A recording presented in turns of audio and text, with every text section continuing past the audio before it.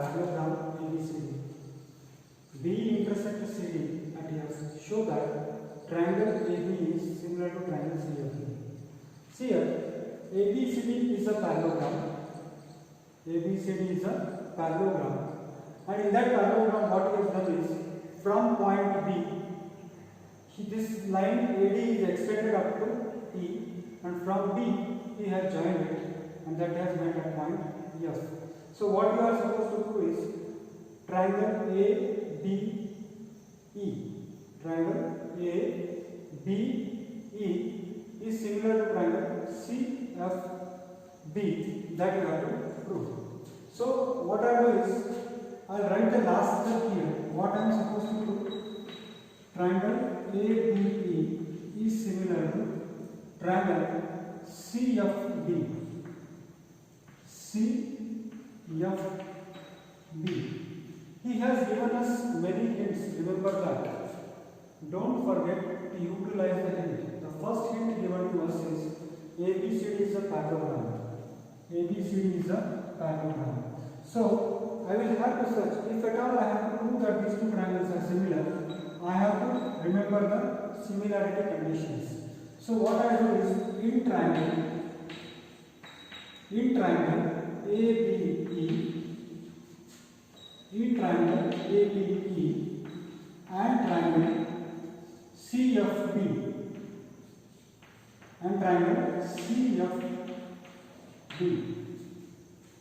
See, I am talking about these two triangles ABE, CFB. Children, this angle is equal to this angle because opposite sides of a parallelogram, opposite angles of a parallelogram are always equal. So what I can say, triangle DAB is equal to angle DAB is equal to angle BCD, or I can say angle EAB is equal to angle BCF. So the first hint that I got is angle EAB is equal to angle BCF, and the reason is opposite angles of parallelogram are equal. Opposite angles of parallelogram ABCD, and that is why they are equal. One angle is over. Second hint is, see children, this line is parallel to this line. Anyway, AD is parallel to BC, and AD is further extended. So this line A is parallel to this line BC. What I mean to say here is this angle and this angle will become alternate angles. See the formation of Z here. It starts from here. It continues, goes on like this, and finally ends up here. So what is happening is alternate angles are becoming equal. So the next thing that I am writing is angle AEB is equal to angle FBC,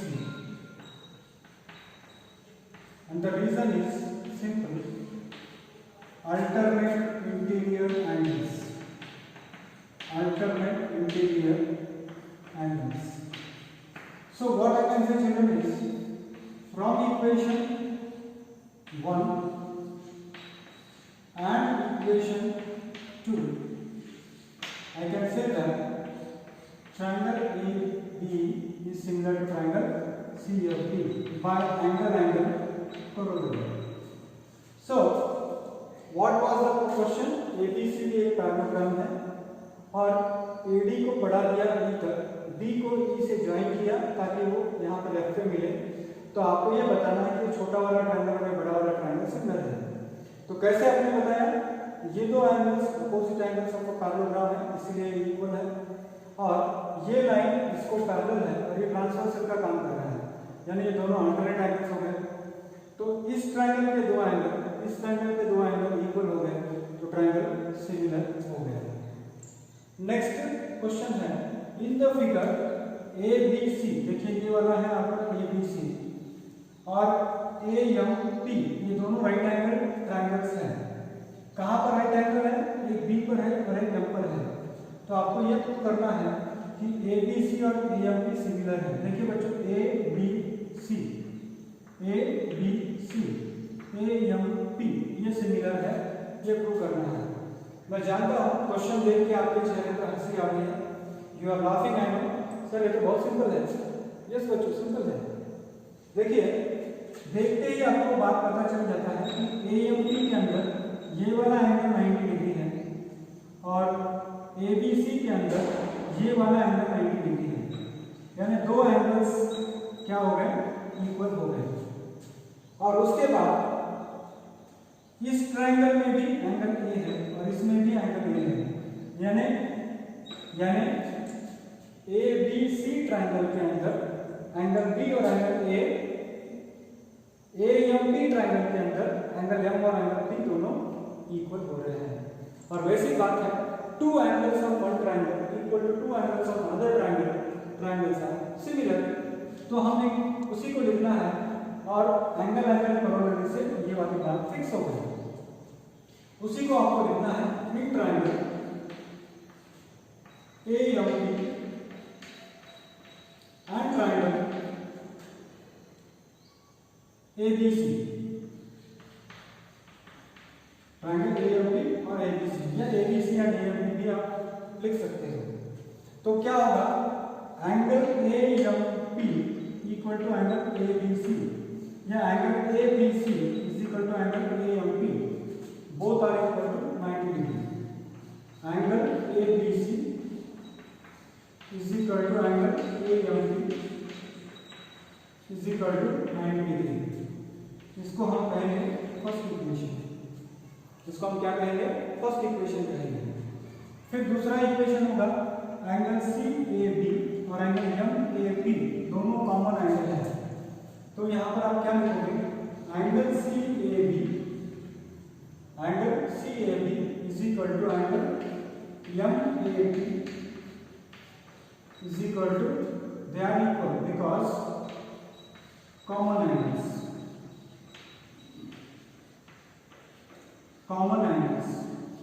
और बच्चों एक बार किसी triangle के दो angles equal हो गए तो triangle क्या होगा?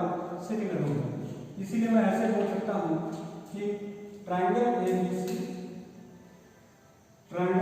ABC is similar to triangle AMP। कौन सा क्राइटेरिया यूज किया मैंने? एंगल करोलरी यूज किया। अब अगर एक बार कोई ट्रायंगल सिमिलर हो गए बच्चों, तो उसके सामने वाले एंगल्स साइड्स हमेशा प्रोपोर्शन में होते हैं।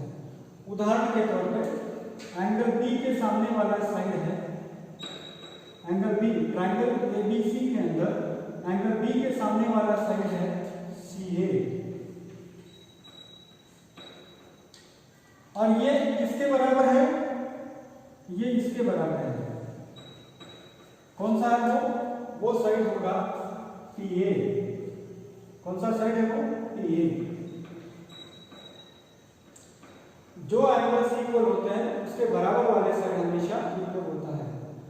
अब कौन सा साइड बचता है? हम देखेंगे, ये वाला कॉमन साइड है, ये वाला कॉमन एंगल है।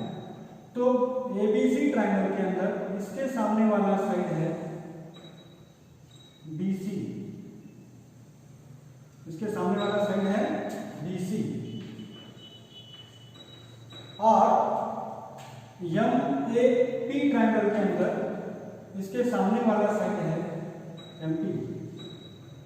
कौन सा है? MP। तो ये है साइड्स आर इन प्रोपोर्शन, और ये भी हो गया हेंस प्रूफ। तो इस प्रकार से आप प्रूव कर सकते हो। सिंपल सी बात है, दो राइट एंगल्स हैं, एक कॉमन एंगल है, और उसके बाद जो एंगल इक्वल होता है उसके सामने वाले साइड्स प्रोपोर्शन होते हैं। That is very very important. यहाँ 90 डिग्री के सामने वाला साइड है AC, यहाँ 90 डिग्री के सामने वाला साइड है AB। कॉमन एंगल है ये, इसके इसके सामने वाला साइड है एमपी और इसके सामने वाला साइड है ईसी, तो प्रोपोर्शन में होंगे। तो इस प्रकार से हमने दूसरा प्रॉब्लम भी सॉल्व किया। नेक्स्ट क्वेश्चन है CD and GH are respectively bisectors of angle ACB. ACB और EGF का bisectors है such that D and H lies on AB and FE. D और H AB और FE के ऊपर है, FE के ऊपर है, okay, AB respectively. If triangle ABC is similar to triangle FEG, अगर ट्रायंगल ABC और ट्रायंगल FEG सिमिलर है तो आपको तीन बातें बतानी है। एक तो है CD by GH is equal to BC by EB, CD by GH is equal to BC by EG, BC by EG, CD by GH is equal to BC by EG. Triangle DCA triangle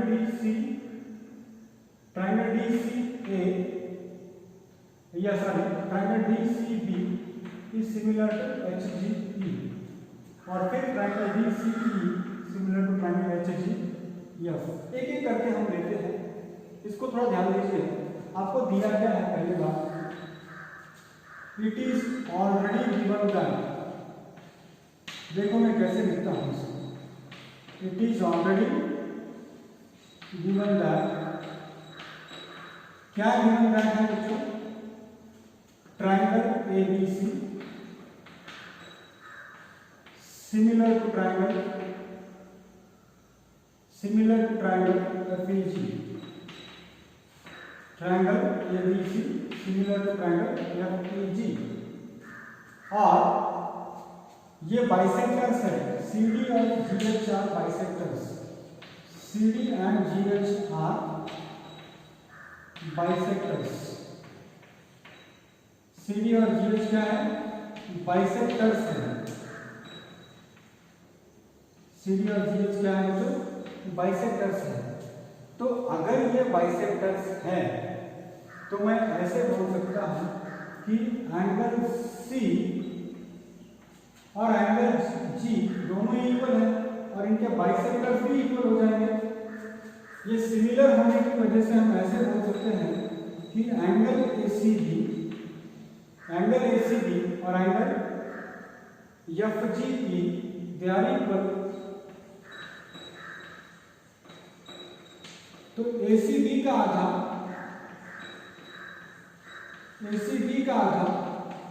और FGE का आधा भी equal होगा। अगर पूरा पूरे के बराबर है तो आधा आधे के बराबर होगा। यानी मैं ऐसे बोल सकता हूं कि एंगल BCD और एंगल HGE इक्वल होगा। Angle BCD is equal to angle HGE होगा। इसको मैं कहूंगा इक्वेशन A, इक्वेशन 1। और एंगल ACD और एंगल FGH इक्वल होगा। एंगल ACD और एंगल FGH इक्वल होगा। इसको मैं कह सकता हूं इक्वेशन 2। अगर पूरा एंगल पूरे के बराबर है तो आधा एंगल क्या होगा, आधे के बराबर होगा। अब आपको क्या करना है, आपको यह प्रूव करना है कि ट्रायंगल ABC और ट्रायंगल FEG, ट्रायंगल DCB, ये वाला आपका DCB है, और ट्रायंगल HGE दोनों सिमिलर है। मैं आ रहा हूं उसी की तरफ। पहले तो मैं लूंगा DCB और HGE। In triangle DCB and triangle HGE, इस दो ट्रायंगल के अंदर क्या कहानी है हम देखेंगे। देखिए ये वाला एंगल B और ये वाला एंगल E दोनों इक्वल होगा, क्योंकि ऑलरेडी ABC ट्रायंगल और FEG ट्रायंगल इक्वल है। और हमने अभी बताया है कि ये वाला एंगल इसके बराबर है, ये वाला एंगल इसके बराबर है। तो ये दो एंगल्स ये दो एंगल्स इक्वल हो गए, ट्रायंगल सिमिलर हो गए। यानी आप ऐसे बोल सकते हो कि ट्रायंगल एंगल डीबीसी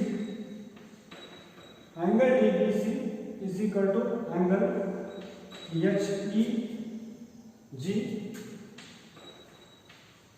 HEG, ये मैं बोल सकता हूँ गिवन, क्योंकि ट्रायंगल सिमिलर है। और ये बोल सकता हूँ कि angle DCB is equal to angle HG is equal to, लेकिन यहाँ पर है, यहाँ पर DCB या DCB HG के बराबर है। तो सेकंड इक्वेशन हो गया, ये मैं लिखूंगा बाय इक्वेशन 1। तो डायरेक्टली मैं बोल सकता हूँ कि फ्रॉम इक्वेशन 1 एंड इक्वेशन 2 हम ऐसे बोल सकते हैं, जो हमारे दो triangles triangle DCB is similar to triangle HGE। और कौन सा कोरोलरी यूज किया मैंने? एंगल वाला कोरोलरी यूज किया। अब बच्चों अगर ये सिमिलर है तो इनके सामने वाले साइड भी क्या होंगे? प्रोपोर्शन में होंगे। यानी कहने का मेरा तात्पर्य है कि अगर एंगल B के बराबर है तो एंगल B के सामने वाला साइड और एंगल E के सामने वाला साइड, एंगल B के सामने वाला साइड कौन सा है बच्चों? एंगल B के सामने वाला साइड है CD, और एंगल E के सामने वाला साइड कौन सा है? HG या GH। उसके बाद जो तीसरा एंगल बचता है ये वाला, इसके सामने वाला साइड और इसके सामने वाला साइड प्रोपोर्शन में होगा। कौन सा साइड है वो? BC। कौन सा साइड है? BC। और ये कौन सा साइड है? EG। तो ये सेकंड पहला वाला प्रूफ भी हो गया, ये भी हो गया, ये भी हो गया। तीसरा प्रूफ करना है। तीसरा सिंपल है बच्चों, ACD ट्रायंगल और FGH ट्रायंगल के अंदर फिर से वही बात आ जाती है, एंगल A और एंगल F इक्वल है क्योंकि ट्रायंगल सिमिलर है।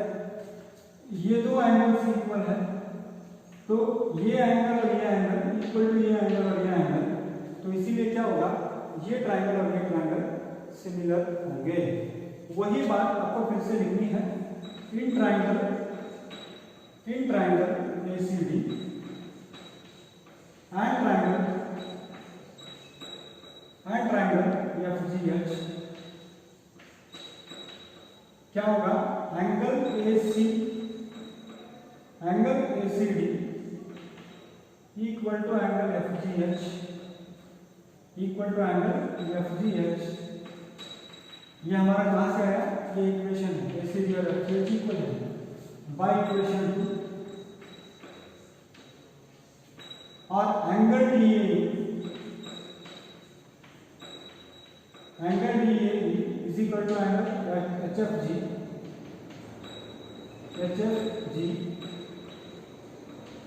ये भी कहाँ से आया? गिवन है। तो देयरफॉर आप ऐसे बोल सकते हो, triangle ACD is similar to triangle FGH। कौन सा यूज किया हमने यूज किया एंगल कोरोलरी। That's all. तो इस तरह से आप इस प्रॉब्लम को सॉल्व कर सकते हैं। तो देखिए बच्चों, एक मोटी सी बात इन तीनों प्रॉब्लम में आपको समझ में आती होगी कि जब हमको दो एंगल्स मिल जाते हैं तो हम ज़्यादा ढूंढने की कोशिश नहीं करते हैं। तीसरा एंगल ढूंढने की कोई जरूरत नहीं, बिकॉज एंगल कोरोलरी हमारे काम आता है। When two angles of one triangle is equal to two angles of another triangle, the triangles are similar because third angle of the triangles are always equal. So that's all for today.